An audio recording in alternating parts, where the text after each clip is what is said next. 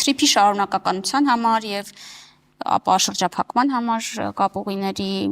տրանսպորտային երթուղիների անհրաժեշտ է նաև որ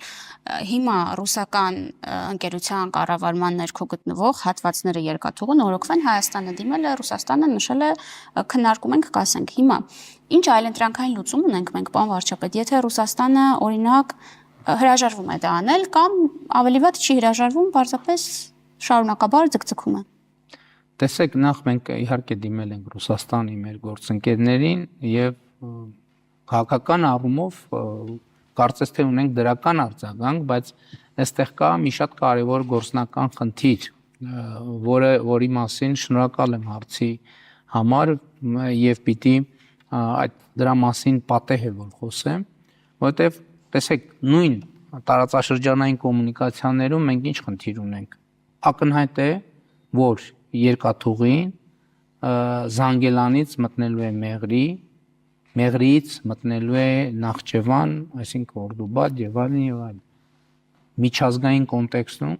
շատ կարեւոր է, թե ինչպես է շարունակվելու այդ երկաթուղը։ Հիմա կան մրցակցող երկու տարբերակներ։ Դուք գիտեք, որ Թուրքիան եւ Ադրբեջանը հայտարարել են Կարս Դիլիջու, այսինքն Կարսից Նախճեվան նոր երկաթուղի կառուցելու նախագիծ եւ բնականաբար մենք ակնկալում ենք, որ երթուղին միջազգային գործի երասխ ախորիկ ճանապարհին երթով որտեղ կա գործող երկաթուղի, որովհետեւ երասխի հատվածում ընդամենը մի քանի կիլոմետր է պակասում երկաթուղային ռելսերը, իսկ ախորիկում ավելի կարճ, դա արդեն Թուրքիայի սահմանն է։ Եվ հիմա մենք պետք է կենտրոնանանք մեր մրցակցային առավելությունների վրա։ Այստեղ մենք տեսնում ենք, որ միջազգային համատեքստում այն փաստը, որ երկաթուղու այդ հատվածը գտնվում է Ռուսաստանի կառավարման ներքո, օգտագործվում է Կարս Դիլիջու երթուղին ավելի նպաստավոր ներկայացնելու համար եւ սա մեզ համար խնդիր է, որովհետեւ ստացվում է, որ մենք մեր մրցակցային առավելությունները այն պարագայում, երբ որ մենք ունենք պատրաստի երկաթուղի, իհարկե այդ երկաթուղին ժամանակակից պահանջներին համապատասխանեցնելու համար մի քանի 100 միլիոն դոլարի լրացուցիչ ներդրում պետք կլինի, ուզում եմ հասկանալի լինի, զուտ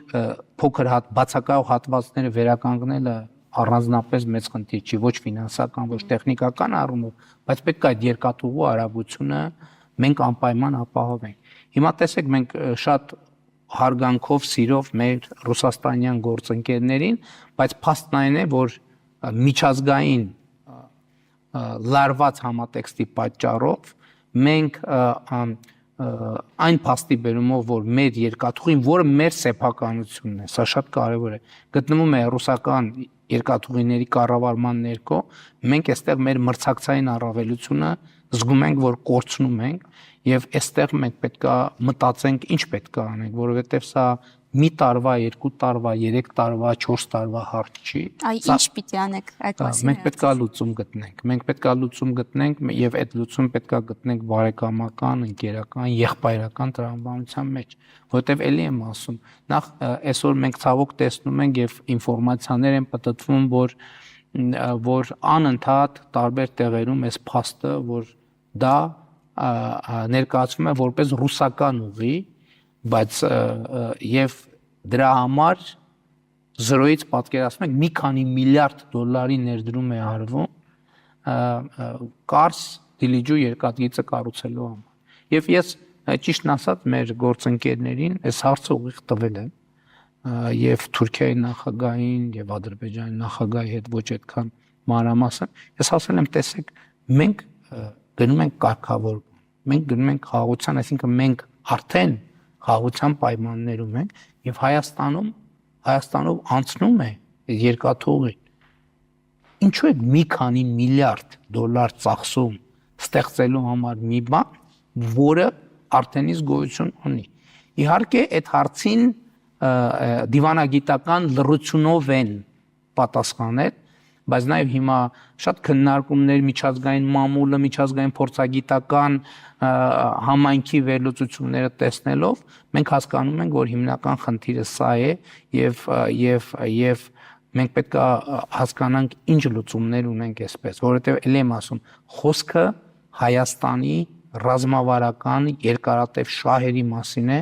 եւ մեր բոլոր բարեկամ երկրները պետքա շահագրգռված լինեն, որ մեր շահերը սպասարկվեն եւ ոչ թե հակառակը մեր շահերը հայտնվեն փակուղու մեջ։ Ռուսաստանի հետ կապված մեկ այլ հարց, պարոն վարչապետ, փոխվարչապետ Օվերչուկը հայտարարություն էր անում, որ Բրյուսելից եկող ազդակները խոսում են այն մասին, որ Եվրամիությունը տնտեսական միավորից վերածվում է ռազմաքաղաքական կառույցի եւ ասում էր, արդյոք Հայաստանը պատրաստ է մաս դառնալ մի միության, որը իր բառերով ագրեսիվ է տրամադրված Ռուսաստանի նկատմամբ եւ ասում էր հայերն էլ վաղ թե ուշ այս հարցը պետք է իրենց տան։ Ես հիմա ձեզ եմ տալիս։ Գիտեք, ես ուզում եմ դες հետ կիսել եւ հանրության հետ կիսել Ռուսաստանի հետ մեր հարաբերությունները վերաբերյալ մեր ռազմավարական պատկերացումները։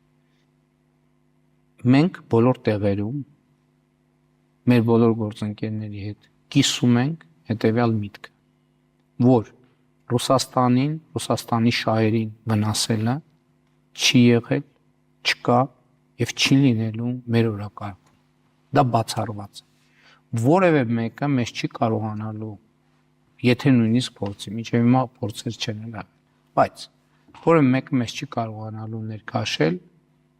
Ռուսաստանի դեմ գործելու տրամաբանության մեջ։ Եվ նաև մենք ռուսաստանցի մեր գործընկերներին ենք ասում ենք, գիտեք,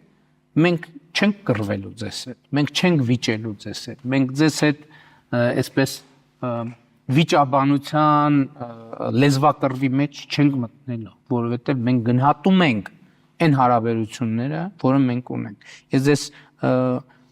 այո, միջպետական, բայց անձնական մակարդակը նույնպես պակաս կարևոր չէ այս կոնտեքստում։ Ես շատ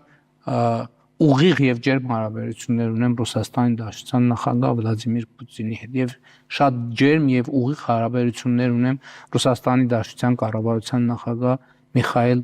Միշուստինի հետ։ Սա մեր ռազմավարությունն է։ Մենք չենք գործելու Ռուսաստանի դեմ, բայց լինում են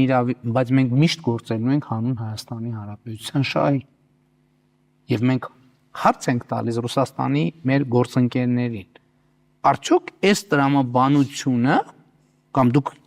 քննադատությունն եք այս տրամաբանության։ Ասում ենք մենք երբեք չենք գործելու Ռուսաստանի դեմ, բայց մենք միշտ գործելու ենք Հայաստանի Հանրապետության շահերին համապատասխան։ Եվ սա լինելու է մեր ռազմավարությունը։ Այստեղ մենք հասկանում ենք, որ կարող են որոշակի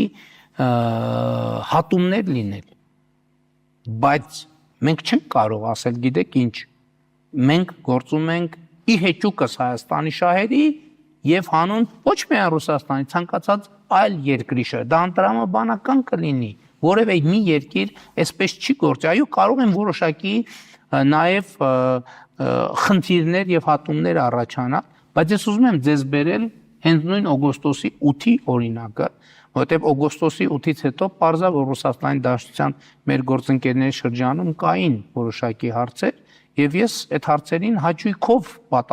հաճույքով են առումով որ մենք միշտ բաց ենք խոսակցության։ Այսինքն մտահոգություններ կային։ Այո, իհարկե, բնականաբար դա արտահայտվում էր փորձագիտական շրջանում, մամուլում։ Ես ասում եի մեր ռուսաստանցի գործընկերների ուշադրությունը հրավիրեցին մի փաստի վրա։ Մենք 2025 թվականի օգոստոսի 8-ին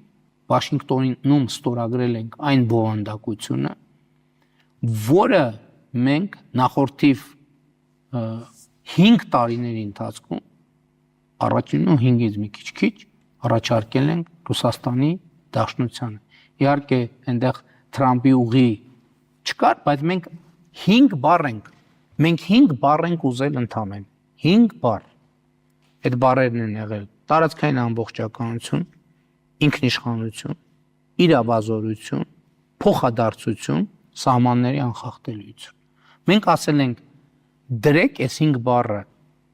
թղթի մեջ եւ ես ցանկացած պահի պատրաստ եմ այդ թուղթը ստորագրել։